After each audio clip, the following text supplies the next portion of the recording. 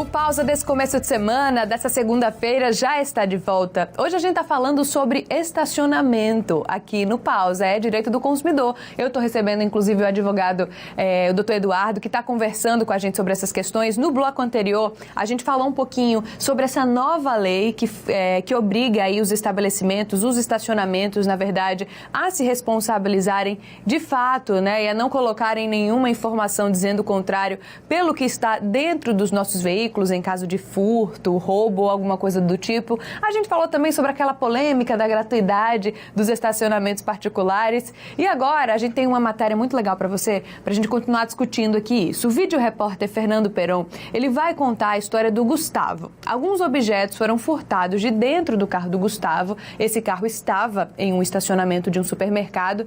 E aí, será que ele conseguiu o ressarcimento desses objetos que ele perdeu? É o que a gente vai saber agora. O assunto é sobre defesa do consumidor, que daria pelo menos aí uns 800 programas, porque tem muita coisa.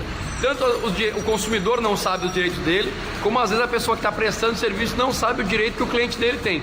Eu, inclusive, estou no estabelecimento aqui, que é um restaurante, deste cara aqui, ó, Gustavo, que, lógico, sabe os direitos dele, sabe os direitos do consumidor dele também, mas teve um probleminha. Ele botou o carro dele no estacionamento uma vez e o carro foi arrombado. Mas quem vai contar essa história é ele. Conta pra gente, o que aconteceu naquele fatídico dia que você deixou seu carro no estacionamento desse supermercado? Eu estava fazendo as compras do restaurante. Diariamente eu tenho esse costume de fazer isso. Tinha feito parte das compras e me dirigi até o supermercado para concluir o restante das compras. Na volta eu senti que o carro ele não estava como eu deixei. O vidro ele estava forçado, né, e eu senti falta de alguns pertences meus. Notebook, nota fiscal aqui da minha empresa, etc e tal. Me dirigi até o supermercado, falei com o gerente na época, falei também com o pessoal de prevenção e fui orientado a fazer um boletim de ocorrência. Assim eu fiz, né? Perdi parte da manhã. Isso é uma parte importante. Aí a primeira orientação que foi dada é: faça um boletim de ocorrência. Que é o certo. Se teve um pertence roubado, faça o boletim de ocorrência. No retorno, fui novamente conversar com o gerente e o pessoal de prevenção do supermercado e infelizmente não tive nenhum tipo de resposta satisfatória, né? Me informaram que como o supermercado ele não cobra pelo estacionamento, eles não teriam como me ressarcir. Eu já sabendo que realmente funcionava daquele jeito, acabei não procurando o Código de Defesa do Consumidor, o próprio PROCON, enfim, pequenas causas. Eu simplesmente deixei quieto, entendeu? Você não foi, não entrou, como você falou, nenhuma causa porque você não quis, não é isso? Não foi você que não quis ou você achou que você não ganharia mesmo e deixou pra lá? Como é de costume da gente, né, eu entendo que se o supermercado ele não cobra para a gente deixar o carro, ele não teria direito ou dever de me ressarcir. Na minha cabeça eu pensei dessa forma, entendeu? Por isso que realmente eu não fui atrás. Eu fiz o boletim de ocorrência para mostrar para a empresa que realmente tinha sumido, levei nota fiscal, de notebook, etc e tal, para ver se de uma forma legal e de uma forma bacana eles iam me ressarcir, né? Mas visto que não progrediu, eu infelizmente acabei deixando quieto. Ô Ju, fica pra vocês a pergunta é o seguinte: no caso dele, o supermercado não cobrava estacionamento, não sei se ainda cobra até hoje, enfim, tem quanto tempo isso mais ou menos? Uns 2 anos. Tem uns 2 anos. Já tem outra pergunta aí. Isso ainda tá valendo? De repente, se ele quiser ir atrás, ainda vale, é porque o BO até hoje. E a questão de não cobrar, isso muda ou não? Ou mesmo que o estacionamento não cobre, mas sendo de um supermercado ou de um local particular, eles têm que se responsabilizar. Eu volto para você no estúdio aí com essa pergunta. Obrigado, Gustavo, por ter recebido a gente aqui. E vamos ver que de repente você ainda tem direitos. Olha aí, vai descobrir que você pode ter seu notebook de volta depois de 2 anos. Valeu, obrigado, Ju. Beijão e até mais. Valeu, obrigado. Abraço, gente. A gente que agradece, Peron. Obrigada a você, obrigada também ao Gustavo por participar aqui do nosso programa, contar um pouco a história dele. Vamos lá então, doutor Eduardo. A gente tem aí 2 perguntas. A primeira é se essa nova lei que obriga os estacionamentos a se responsabilizarem pelo que a gente deixa lá dentro do carro, né, naquele período que o nosso veículo está lá estacionado, se ela faz essa diferenciação entre estacionamento gratuito e estacionamento particular. Os 2 tipos de estacionamento têm obrigação? Sim. A lei diz expressamente que pouco importa se você paga de forma independente por esse estacionamento ou se o estacionamento está lhe sendo conferido a título gratuito, que na verdade nunca é gratuito, porque todo o custo do que é disponibilizado ao consumidor vai para o preço final que ele está pagando. E a lei também teve uma outra preocupação, Juliana, de estabelecer o seguinte, de que essa norma abrange tanto os estabelecimentos comerciais em geral que ofereçam o estacionamento como uma forma diferencial de prestação, né, de seus serviços, como os estacionamentos padrão que a gente está acostumado, cuja finalidade é justamente a guarda e a custódia dos veículos. Então, pouco importa, nesse caso, se há pagamento direto ou não. O Código de Defesa do Consumidor ele fala na chamada responsabilidade objetiva. Portanto, pouco importa se houve intenção ou não. Comprovada a existência do fato, há o dever de indenizar. E vamos para a segunda pergunta, então, que o Gustavo deixou aí, que é em relação a essa questão. Ele teve o carro furtado, perdeu um notebook, fez até o BO, mas não entrou na justiça. Tentou fazer um acordo amigável ali com a empresa, né, com a empresa de supermercado, foi lá, pediu ressarcimento, eles falaram que não tinha como fazer esse ressarcimento e ele não entrou na justiça. 2 anos se passaram. Ele ainda tem como entrar na justiça para recorrer, para poder ser ressarcido ou não? Sim. Como houve um dano, né, decorrente de um defeito na prestação do serviço, o Código de Defesa do Consumidor dá um prazo prescricional de 5 anos. Então, da data da ciência, e de onde conta esse prazo? Da data do momento em que ele toma ciência da ocorrência. Então, como ele tomou ciência exatamente na data, né, que ocorreu o fato, já escoaram 2 anos, mas ele ainda tem 3 anos para fazer isso. O ideal é que ele busque, então, já que ele, pelo que ele disse no VT, ele já tem todas as provas, fez o BO, informou administrativamente, tem as notas fiscais, ele pode procurar aí o advogado da confiança dele para dar ingresso na ação. De acordo com a experiência que o senhor tem, por que muita gente, muitos consumidores têm essa mesma atitude do Gustavo, de não recorrer, de não procurar os seus direitos? Porque, como ele disse no VT, eu tentei resolver administrativamente, né?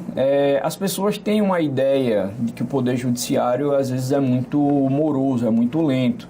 De fato, às vezes é. Então, isso já é um fator que desestimula. Talvez o custo econômico de achar eu vou precisar pagar para ingressar com a ação, os custos processuais, contratar o advogado, coisa que até no juizado de pequenas causas ele pode fazer isso sem essas duas... esses 2 gastos, sem esses 2 gastos. Embora a despesa com o advogado, a dispensa do advogado vá até em ações cujo pedido seja de até 20 salários mínimos, né? Então, acho que a desinformação geral, enfim, um pouco do desleixo pessoal também de cada consumidor contribua para isso. Mas é importante que a gente faça esse alerta, né, e que a gente peça para os consumidores sempre procurarem de fato os seus direitos. Não só para que a gente não seja lesado, né, para que a gente seja ressarcido de algo que a gente perdeu, enfim, que nos foi furtado, que nos foi roubado, mas também para que aquela empresa ela invista mais em segurança, né, para que ela não cometa o mesmo erro, caso tenha sido um erro daquela empresa. Enfim, é importante que a gente lute pelos nossos direitos, né? E aí era exatamente essa minha próxima pergunta. Vamos passar para o consumidor um passo a passo do que é que ele deve fazer quando ele tem um carro furtado, ou amassado, ou batido no estacionamento. Vamos para o passo a passo, que é a primeira coisa que ele deve fazer. Ele percebeu ali, o que é que ele faz? Mais ou menos como o procedimento que o rapaz adotou ali no... Ele foi correto, né? No VT. Procurar direto o estabelecimento, né, para que... Enfim, fazer o registro, como eu disse, para que, enfim, ele tenha uma cópia assinada pelo funcionário da empresa, tá? Registrar o boletim de ocorrência, também é importante que ele faça isso. Talvez até fazer um vídeo, né, ou tirar fotos. Hoje a gente tem o smartphone, o telefone, que pode ser um aliado nesse sentido como prova. Sim, se o carro está danificado, né, é importante, é interessante também ele fotografar. As provas visuais, elas têm um impacto muito interessante em qualquer demanda, né? Mas, enfim... E aí depois, com essas provas, o que é que ele faz? Bom, com essas provas, ele pode tentar resolver conciliatoriamente com a empresa, e aí vai depender também da boa vontade ou não do fornecedor em tentar resolver. Alguns estabelecimentos, eles se escusam da responsabilidade, porque eles dizem que terceirizaram o serviço de estacionamento. Isso acontece, é verdade, mas essa escusa não é justa, porque eles são solidariamente responsáveis. Tá?